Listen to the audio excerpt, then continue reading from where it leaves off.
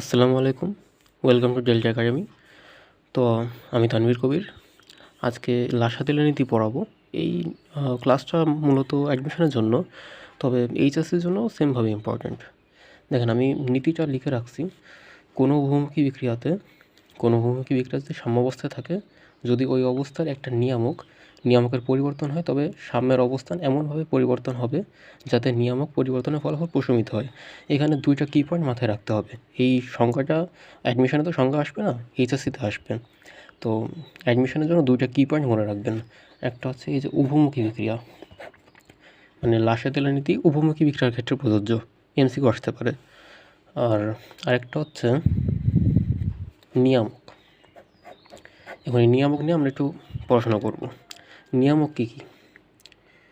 আমি একটু টান দিয়ে ভাবে লিখলাম। নিয়ামক হচ্ছে তিনটা।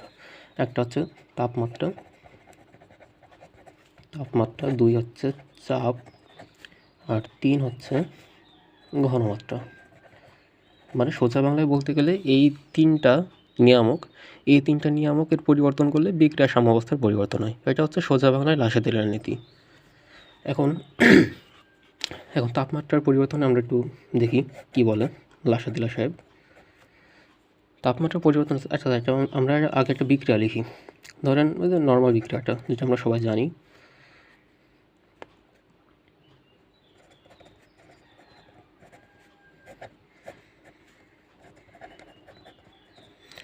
এইটার ডিএলএইচের মানটা মুখস্থ রাখবেন, অ্যাডমিশনের জন্য ইম্পর্ট্যান্ট। -92.2। এটা বিভিন্ন বইতে বিভিন্ন রকম দেওয়া থাকে, তবে -92 এই মানটা মনে রাখলেই হবে। কিলোজুল পার মোল, এককটা মনে রাখবেন। ওকে, এখন দেখেন এই যে ডিএলএইচ, এই ডিএলএইচের মানটা যখন পজিটিভ হবে, ডিএলএইচের মান পজিটিভ হলে তাপ হারি।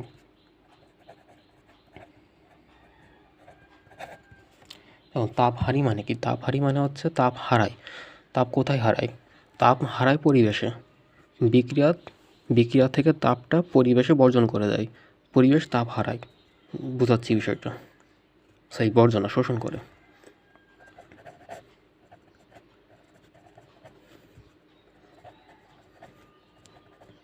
পরিবেশ তাপ হারায়। এখন পরিবেশ তাপ হারায় কীভাবে? যখন বিক্রিয়াটা সংঘটিত হয়, এই যে বিক্রিয়াটা যখন সংঘটিত হয়, তখন এই বিক্রিয়া পরিবেশ থেকে তাপটা শোষণ করে নেয়। মানে বিক্রিয়া হওয়ার জন্য যে তাপটা প্রয়োজন সেটা পরিবেশ থেকে নিয়ে নেয়। যেহেতু পরিবেশ থেকে তাপ নিয়ে নিচ্ছে, তাই পরিবেশ তাপ হারাচ্ছে। পাশে লিখে রাখতে পারেন যে বিক্রিয়াটি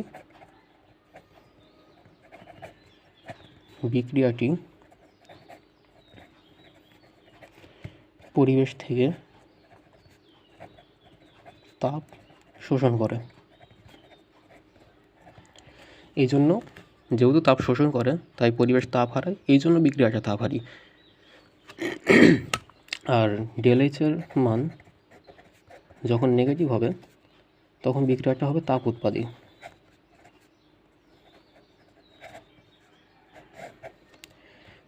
বুঝতে পারছেন, এটা জাস্ট তাপ হারির উল্টো হবে। তো তাপ উৎপাদী মানে হচ্ছে পরিবেশে তাপ উৎপন্ন হবে। তাপ হারি মানে ছিল হচ্ছে পরিবেশটি তাপ হারাবে। আর তাপ উৎপাদী মানে পরিবেশ তাপ উৎপন্ন করবে। তখন পরিবেশে তাপ কীভাবে উৎপন্ন হয়, দাঁড়ান এটা লিখে নি, তারপর বলছি।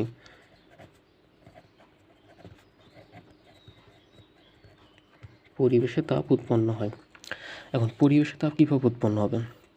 দেখেন, বিক্রিয়াটা যখন হবে, তখন বিক্রিয়াটি পরিবেশে তাপ বর্জন করবে।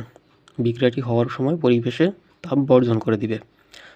যখন পরিবেশে তাপ বর্জন করছে, তখন পরিবেশে তাপ বৃদ্ধি পাচ্ছে, এজন্য পরিবেশটি তখন তাপ উৎপাদী হবে। এখানে তাপ উৎপাদী তাপ হারি কিন্তু পরিবেশের সাথে সম্পর্ক, বিক্রিয়ার সাথে না। পাশে লিখতে রাখতে পারেন যে সেমভাবেই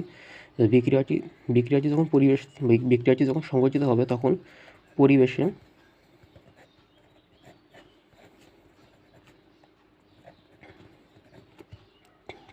তাপ বর্জন করবে। ওকে, এখন পরীক্ষা কীভাবে আসবে? একটা প্রশ্ন লিখে দেখেন। সেম বিক্রিয়াটা আবার লিখছি, নাইট্রোজেন প্লাস 3 অণু হাইড্রোজেন, এই চিহ্নটা কিন্তু দিবেন। যদি একমুখী চিহ্ন দেন তাহলে কিন্তু মানে একে তো বিক্রিয়া ভুল, তার উপরে লাসা তেলে নীতি হবে না। ডিএলএইচের মানটা লিখলাম না, যেহেতু একবার লিখছি।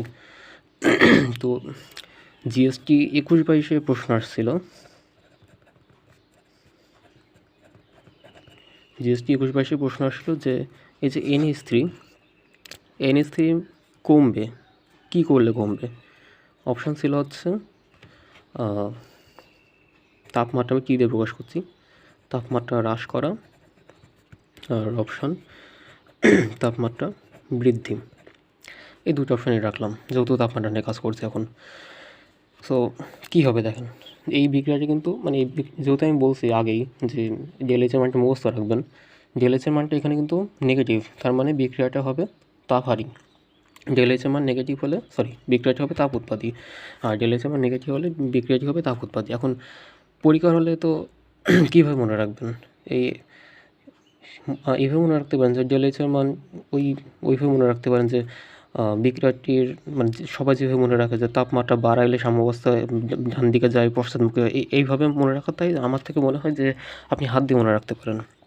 আপনি আপনার পরীক্ষা হলে হাতটা এইভাবে নেবেন, এই যে এই বুড়ো আঙুল, মানে আমাদের ভাষায় বুড়ো আঙুল বলে, আপনারা আমি জানি না আপনাদের ভাষায় কী বলে।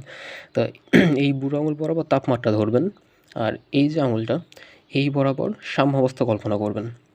এখন এই বরাবর যেহেতু তাপমাত্রা, এই আঙুলের ডিরেকশন কোন দিকে দেখেন, উপরের দিকে, তার মানে তাপমাত্রা বাড়ানো হচ্ছে। যখন তাপমাত্রা বাড়াবেন তখন সাম্যাবস্থা পশ্চাৎমুখী হবে। এটা কোন ক্ষেত্রে? এটা তাপ উৎপাদীর ক্ষেত্রে। সবসময় মনে রাখবেন, তাপ উৎপাদীর ক্ষেত্রে ডান হাত, আর তাপহারীর ক্ষেত্রে বাম হাত। বাম হাতটা আমি দেখাচ্ছি পরে। সো তাপ উৎপাদীর ক্ষেত্রে আপনি যখন তাপমাত্রা বাড়াবেন, বিক্রিয়ার সাম্যাবস্থা পশ্চাৎমুখী হবে। এবার আপনি যদি হাতটাকে, আপনার ডান হাতটাকেই এইভাবে উল্টিয়ে নেন, তাহলে দেখেন আঙুলের ডিরেকশনটা নিচের দিকে, মানে তাপ কমানো হচ্ছে, মানে তাপ হ্রাস করা হচ্ছে, তাপমাত্রা হ্রাস করা হচ্ছে। তো তাপমাত্রা যখন হ্রাস করতেছেন তখন সাম্যাবস্থা এই দিকে, মানে সাম্যাবস্থা সম্মুখমুখী, তখন উৎপাদ বৃদ্ধি পাবে। যখন এইভাবে ধরবেন তখন তাপমাত্রা বাড়ালে সাম্যাবস্থা পশ্চাৎমুখী, বিকিরক বৃদ্ধি পাবে। যখন এইভাবে ধরবেন তখন তাপমাত্রা হ্রাস করলে সাম্যাবস্থা হবে সম্মুখমুখী, মানে উৎপাদ বৃদ্ধি পাবে। এখন এটা হচ্ছে তাপ উৎপাদীর ক্ষেত্রে। সেমভাবে আপনারা তাপ হারির ক্ষেত্রে মনে রাখতে পারেন, মানে যেটা তাপ উৎপাদী সেটার উল্টা হচ্ছে তাপ হারি। পরীক্ষার হলে এই কোনটা তাপ উৎপাদী এইভাবে বের করতে করতে অনেক সময় চলে যাবে। আমি সাজেস্ট করবো যে আপনারা বাম হাত দিয়ে এইভাবে মনে রাখেন তাপ হারিটা। তাপ হারির ক্ষেত্রে যখন আপনি তাপমাত্রা বাড়াবেন তখন মানে এটা তাপমাত্রা ধরতে বলছিলাম, এটা উপরের দিকে মানে হচ্ছে তাপমাত্রা বাড়াচ্ছি। তো তাপমাত্রা যখন বাড়াবেন তখন সাম্যাবস্থা সম্মুখী হচ্ছে, তখন তখন উৎপাদ বৃদ্ধি পাবে। আবার আপনি যখন আঙুলটা, আমার হচ্ছে না, সামনে উপরে ক্যামেরা, তো ক্যামেরা লেগে যাবে। সো সেমভাবে আপনারা যখন আঙুলটা উল্টিয়ে নেবেন, মানে হাতটা উল্টিয়ে নেবেন, তখন ডিরেকশনটা নিচের দিকে যাবে। এই বরাবর তাপমাত্রা আঙুল নিচের দিকে, মানে তাপমাত্রা হ্রাস করলে এইভাবে হবে, তাপমাত্রা হ্রাস করলে সাম্যাবস্থা পশ্চাৎমুখী হবে, তো তখন বিকিরক বৃদ্ধি পাবে। সো এই বিক্রিয়াতে দেখেন, এই বিক্রিয়াটা হচ্ছে ডিএলএইচের মান নেগেটিভ, তার মানে বিক্রিয়াটা তাপ উৎপাদী বিক্রিয়ার ক্ষেত্রে আমি বলছিলাম ডান হাত ব্যবহার করবেন। তো যখন এই আমার বলছে NH3 কমাতে হবে, পাশে লিখে দিই, NH3 কম হতে হবে। কারণ NH3 কম হওয়ার মানে কি, আপনার উৎপাদের পরিমাণ কম হওয়া লাগবে, বিক্রিয়কের পরিমাণ বেশি হওয়া লাগবে। তো দেখেন, আপনি যদি তাপমাত্রা বাড়ান, যদি আপনি এইভাবে রাখেন হাতটা, যেহেতু এটা তাপ উৎপাদী বিক্রিয়া, ডান হাত ব্যবহার করবেন, যদি আপনি এইভাবে রাখেন, তাপমাত্রা বাড়াইলে কিন্তু আপনার বিক্রিয়কটা, মানে বিক্রিয়ক বাড়ছে, সাম্যাবস্থা পশ্চাৎমুখী হচ্ছে, তার মানে বিক্রিয়ক বাড়তেছে, তার মানে আপনার এখানে তাপমাত্রা বাড়ানো লাগবে। সো অ্যান্সার হচ্ছে তাপমাত্রা বৃদ্ধি। তো আমার মনে হয় নর্মালি সবাই যেভাবে মনে রাখে সেইভাবে মনে রাখার চাইতে এই হাত দিয়ে মনে রাখাটা সহজ। কারণ আপনি তো পরীক্ষার হলে যাবেন, আপনার হাত তো সাথে নিয়ে যাবেন, আপনি তো হাত বাইরে কেটে রেখে তারপর পরীক্ষার হলে যাবেন না। তো আমার মনে হয় হাত দিয়ে মনে রাখাটা সবচেয়ে বেটার হবে। আচ্ছা, এটা গেল হচ্ছে তাপমাত্রার প্রভাব। এবার চাপের প্রভাবের ক্ষেত্রে দুটো ইম্পর্টেন্ট লাইন লিখবেন, এই দুটো লাইন দিয়ে আপনারা সবাই ভুল করেন, মানে বিক্রিয়াটার দিকে খেয়াল করেন না, না করে চাপের প্রভাব বের করে দিয়ে আসেন। প্রথম লাইনটা হচ্ছে দ্রবণে বা কঠিন অবস্থায় চাপের কোনো প্রভাব নেই। দ্রবণে বা কঠিন অবস্থায় চাপের প্রভাব নেই। আরেকটা ক্ষেত্রে চাপের প্রভাব নেই, সেটা হচ্ছে বিক্রিয়ক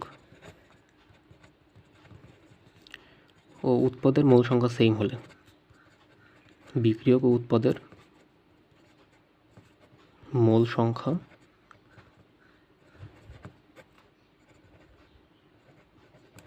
সেম হলে এই দুইটা ক্ষেত্রে চাপের কোনো প্রভাব নেই। আচ্ছা, ওই বিক্রিয়াটা আবার লিখি, দেখেন সেম বিক্রিয়া।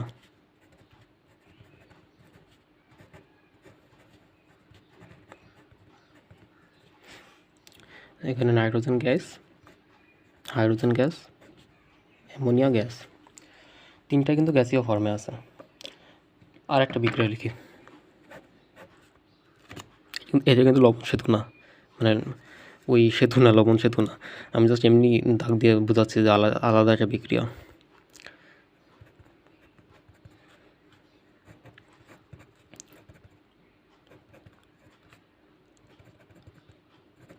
আচ্ছা, দেখেন দুইটা বিক্রিয়া, এই দুইটা বিক্রিয়ার ক্ষেত্রে কোনটাতে চাপের প্রভাব আছে, কোনটাতে চাপের প্রভাব নাই। এখানে কিন্তু তিনটাই গ্যাস, এখানেও তিনটাই গ্যাস। এখন এখানে এই যে বিক্রিয়কের যে সাইডটা, আর এটা হচ্ছে উৎপাদের সাইড। বিক্রিয়কের সাইডে মোল সংখ্যা কত দেখেন, এখানে মোল সংখ্যা 3, এখানে মোল সংখ্যা কিছু নেই, তার মানে 1। তো 3 আর 1 হচ্ছে 4, এখানে মোল সংখ্যা হচ্ছে 2। এবার এটা হচ্ছে বিক্রিয়ক আর এটা হচ্ছে উৎপাদ। যেহেতু উভমুখী বিক্রিয়া, আপনি এখান থেকে এটা বানাতে পারবেন, এখান থেকে এটা বানাতে পারবেন, আবার এটাতে এটা বানাতে পারবেন, এটাতে এটা বানাতে পারবেন। সো এখানে মোল সংখ্যা হচ্ছে 2 বিক্রিয়কের, আর এখানে মোল সংখ্যা হচ্ছে 2। এখন দেখেন দুইটা মোল সংখ্যা সেম হয়ে গেছে। আমি বলছিলাম যে বিক্রিয়ক এবং উৎপাদের মোল সংখ্যা যদি সেম হয়ে যায় তখন চাপের কোনো প্রভাব থাকবে না। তাহলে এইটার ক্ষেত্রে চাপের প্রভাব আছে এবং এটার ক্ষেত্রে চাপের কোনো প্রভাব নাই। এখন চাপের প্রভাব নেই, ভালো কথা। চাপের প্রভাব আছে, কেমন প্রভাব আছে দেখেন।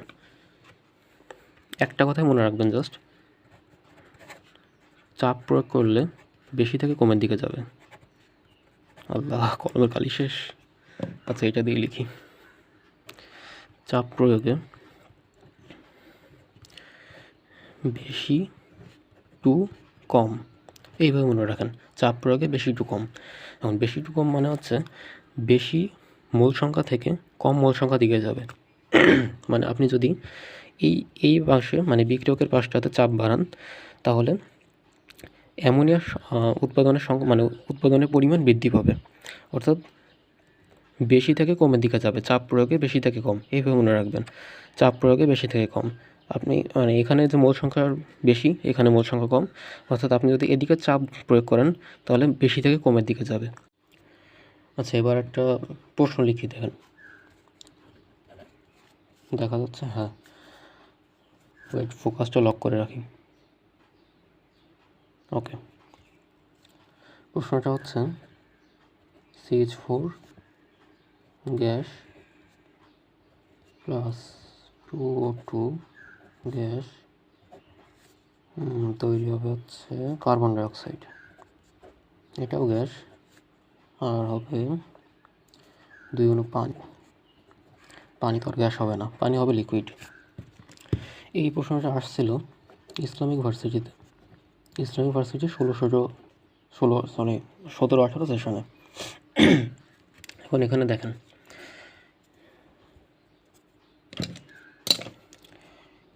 এই যে পানি, এটা তো লিকুইড ফর্মে আছে। তো আমি বলছিলাম যে দ্রবণে আর কঠিন অবস্থায় চাপের কোনো প্রভাব থাকবে না। তো এটা তো লিকুইড, মানে এটা দ্রবণ ফর্ম। সো এখানে চাপের কোনো প্রভাব নেই, মানে এইটুকুতে চাপের কোনো প্রভাব নেই, বাকি আপনি এইটুকুনে কাজ করবেন। হ্যাঁ, এখানে এইদিকে মোল সংখ্যা কত, এটা হচ্ছে এই পুরোটা হচ্ছে বিক্রিয়কের সাইড, আর এটা হচ্ছে উৎপাদের সাইড। বিক্রিয়কের ক্ষেত্রে মোল সংখ্যা এখানে 2, এখানে কিছু নেই, মানে 1। তো 2 আর 1 3, আর এখানে মোল সংখ্যা হচ্ছে 1।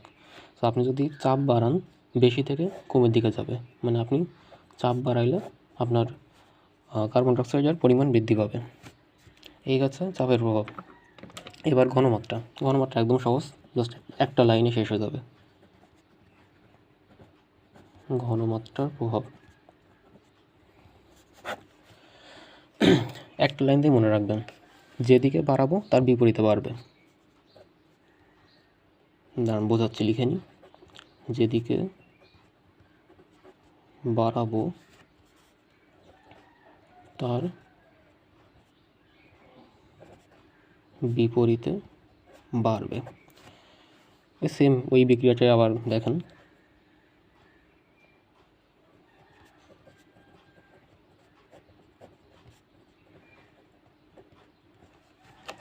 আচ্ছা, তো এই যে এই পাশটা, এটা হচ্ছে বিক্রিয়কের সাইড আর এটা হচ্ছে উৎপাদের সাইড।